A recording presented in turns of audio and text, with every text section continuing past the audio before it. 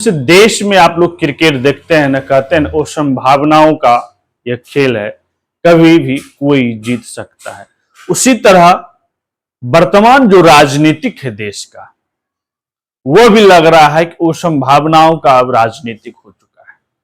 कभी भी राजनीतिक में अब कुछ भी हो सकता है। नमस्कार, मैं इंजीनियर दीपक कुमार, आप देख रहे हैं पीएनपी न्यूज। दोस्तों, हमारे यूट्यूब चैनल पे आप लोग का स्वागत है। अगर मेरे चैनल पे नए जुड़े हैं तो सब्सक्राइब कर लीजिए और बेल आइकन को जरूर टच कर लीजिएगा। सहयोग आपका बहुत जरूरी है और इस वीडियो को अंत तक देखिएगा, तभी समझ में आएगा कि राजनीतिक अब देश का और संभावनाओं का राजनीतिक कैसे बन गया। मोदी जी और दूसरे तरफ है किंग मेकर। क्या शीत युद्ध चल रहा है? किंग और किंग मेकर, एक तरफ है दिल्ली के किंग और दूसरे तरफ है बिहार राजधानी पटना के किंग मेकर नीतीश कुमार। क्या दोनों नेताओं में मतभेद है? क्या राजनीतिक कुछ असंभावनाएं बता रहा है? क्योंकि एक विशेष सूत्रों के हवाले से खबर है, कुछ राजनीतिक भूचाल होने वाला है देश में। ऐसी संभावनाएं देखा जा रहा है। सामने इलेक्शन है वर्तमान दो राज्य में, जम्मू कश्मीर, हरियाणा, जहां बीजेपी अपना दमखम लगा रहे हैं और दूसरे तरफ उनके सहयोगी उनके खिलाफ चल रहे हैं। बताया जा रहा है दोस्तों कि नीतीश कुमार बदले की आग में है। नीतीश कुमार चाहते हैं एलजेपी, चिराग पासवान, स्वर्गीय रामविलास पासवान जी का पार्टी पुनः तोड़ने का खबर चल रहा है। यह लग रहा है क्या? नीतीश कुमार का चाल चल रहा है कि मोदी ऐसा कुछ कर दे कि जो छोटी पार्टी है, खासकर बिहार से और एनडीए में पांचवें स्थान पर बड़ी पार्टी का जगह लिए हुए हैं एलजेपी। अगर मोदी जी अपने में विलय कराते हैं कुछ एमपी को, तो अगर एक जो संविधान कहता है कम से कम 4 सांसद, लेकिन 2 तो करीबी है। एक खुद चिराग पासवान है और दूसरे उनके जीजा हैं। 3 ऐसे हैं जो अलग है। लेकिन कुछ विशेषज्ञ का कहना है कि नीतीश को लग रहा है कि हम चिराग से बदले लेंगे, लेकिन उन्हें पता नहीं मोदी ने एक डोरा फेंक चुका है। नीतीश कुमार की भी पार्टी के खतरे का घंटी बज रहा है, क्योंकि झा जी, संजय झा अध्यक्ष हैं और वह बीजेपी विचारधारा पे चलते हैं। ये उनपे बार बार क्लेम लगा है। तो दांव चल चुका है। क्या जदयू अपने ही दांव में फंसेंगे?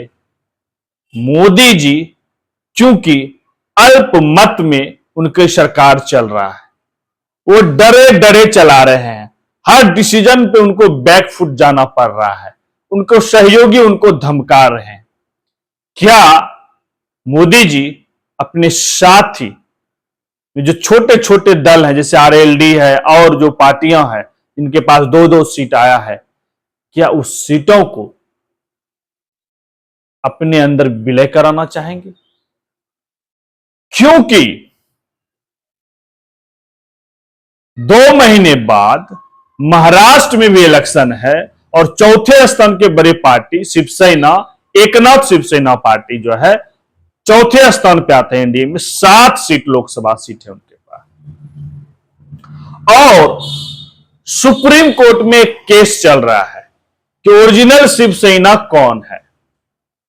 अगर गलत साबित हो गया तो एकनाथ शिंदे का जो 7 सीट का जो है वह किधर जाएगा?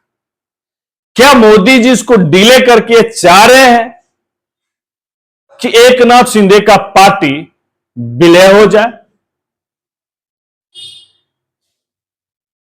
तो ये वो संभावनाएं की जो घटनाएं दिख रहा है और ये जो राजनीतिक विशेषज्ञ चर्चे कर रहे हैं, इस तरह की संभावनाएं दिख रहा है कि एलजेपी, जदयू, शिवसेना, एकनाथ शिंदे की पार्टी, आरएलडी, तमाम ये पार्टी को मोदी जी और उनके सहयोगी अमित शाह, ये दो जो गुजराती लोबी है, इनका नजर गीद की तरह नजर पड़ा हुआ है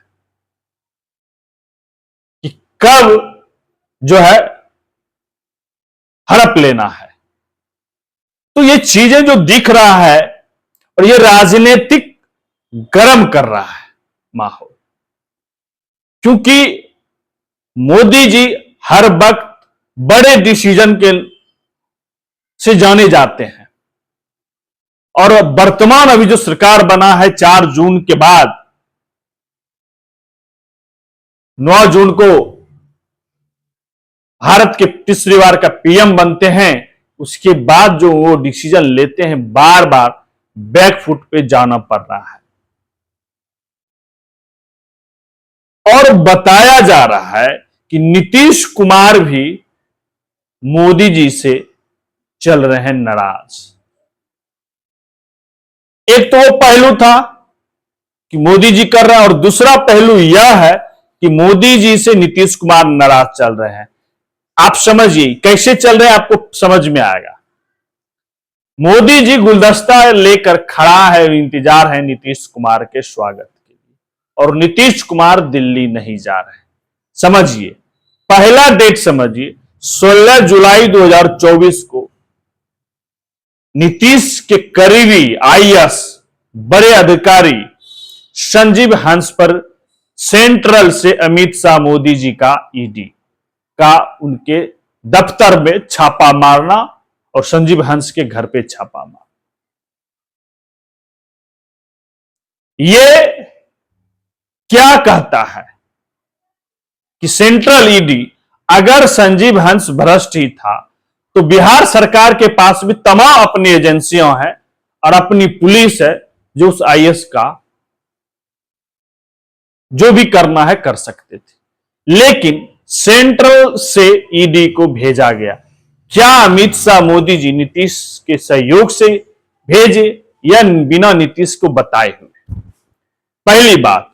दूसरी बात, आपको घटना समझ में आ जाएगा कि नीतीश कुमार मोदी जी से क्यों नाराज चल रहे हैं।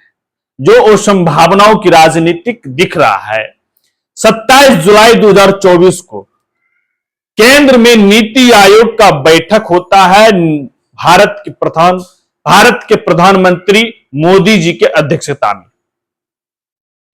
और पूरे भारत के मुख्यमंत्री को जो है इनविटेशन रहता है कि नीति आयोग की इस बैठक में शामिल होना है। इतना तक कि विरोधी ममता बनर्जी तक पहुंच जाती है, लेकिन नीतीश कुमार नहीं पहुंचते हैं। आयोग के बैठक में नीतीश कुमार नहीं जाते हैं।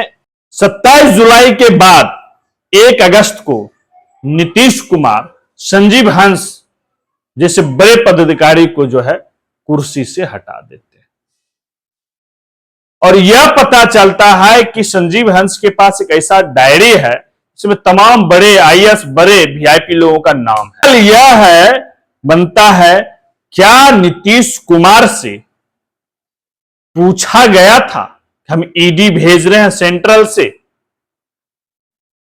क्योंकि नीतीश कुमार लंबे दिनों बाद मंडल जी के डिप्टी सीएम सम्राट चौधरी पहुंचते हैं बीजेपी के तरफ से, और नंद किशोर यादव जी जो बिहार विधानसभा के अध्यक्ष हैं। नीतीश कुमार लंबे दिनों के बाद, क्या कारण है नीतीश कुमार किसी बीजेपी नेता से मिल नहीं रहे थे? इस सवाल बनता है, क्या लोटस ऑपरेशन चल रहा है मोदी जी का? क्या नीतीश कुमार को भनक लग चुका है या नीतीश कुमार कोई चाल चल रहे हैं चिराग के पीछे? क्योंकि चिराग ने 2020 में नीतीश कुमार को जबरदस्त झटका दिया। उस झटके का बदला नीतीश कुमार अब लेना चाह रहे हैं या मोदी जी जदयू को ही तोड़ना चाह रहे हैं? ये राजनीतिक में जो खेला हुआ है ना, एक तरफ है दिल्ली के किंग और दूसरे तरफ है पटना बिहार के मुख्यमंत्री और पटना राजधानी के king maker Nitish Kumar. BJP का जो प्लान दिख रहा है, जैसे एकनाथ शिंदे के पार्टी पे केस चल रहा है महाराष्ट्र में सुप्रीम कोर्ट में, 7 सीट एकनाथ शिंदे जीते हैं, वह एमपी 7 4 11 और जो छोटे सहयोगी है अरजे दियो। टारगेट है मोदी जी का कि 240 की जगह हमें 260 तक पहुंचना है, 65 तक, जो कि एक पावर में, क्योंकि डर बना हुआ है सरकार कभी भी गिर सकता है। अब रही बात कि आप सोच सकते हैं कि मैंने टीडीपी का नहीं बात किया, चंद्रबाबू नायडू को देश नीति से कोई अब मतलब नहीं है। उन्हें मोदी जी से एक ही वायदे करवाए हैं, मुझे पैकेज पे पैकेज मिलना चाहिए और हम अपने राज्य में काम करते रहे। पार का चुप्पी बहुत ही खतरनाक साबित होता है। इसीलिए हम बोल रहे थे कि नीतीश कुमार इतने दिनों से चुप क्यों है। आप लोग को समझ में आ गया होगा कि मोदी जी और अमित शाह जी के जो ईडी, उनके सहयोगी जो ईडी साथी हैं, वह बिहार छापा मारते हैं नीतीश कुमार के बड़े बड़े पदाधिकारी पर। और इतना समय यह हो जाता है कि नीतीश कुमार उस पदाधिकारी को जो है कुर्सी से हटा देते हैं। तो क्या लगता है, नीतीश जी और मोदी जी में सब चीज ठीक ठाक है या अगला प्लान? क्योंकि जिस तरह से राहुल गांधी का मैं एंट्री कर रहा हूं, प्रयागराज से सीधे बोले, या तो आप काम करके दिखाओ, नहीं तो कुर्सी खाली करो, अगला पीएम करेगा। ये क्या संभावनाएं व्यक्त करता है? राहुल का ये शब्द बोलना और नीतीश का चुप्पी, ये एक कनेक्शन जोड़ रहा है। और बिहार में विपक्ष नेता तेजस्वी जी नीतीश से ज्यादा बीजेपी पे प्रहार करते हैं। इतना कॉन्फिडेंस के साथ राहुल गांधी का बोलना कि या तो काम करिए या तो अगला पीएम काम करेगा, आपको कुर्सी छोड़ना होगा। ये